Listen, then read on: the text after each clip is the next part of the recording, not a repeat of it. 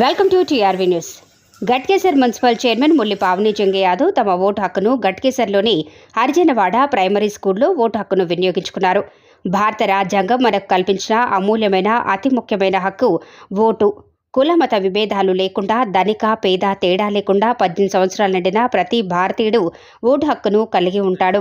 కాబట్టి ప్రతి ఒక్కరూ పార్లమెంట్ ఎన్నికల్లో తమ ఓటు హక్కును వినియోగించుకుని నిజమైన ప్రజాసేవకులను నాయకులుగా ఎన్నుకొని భవిష్యత్ తరాలకు బంగారు జీవితాలను ప్రసాదించవలసిన బాధ్యత మన అందరిపైన ఉందని, కాబట్టి ప్రతి ఒక్కరూ తమ ఓటు హక్కును వినియోగించుకోవాలని కోరారు.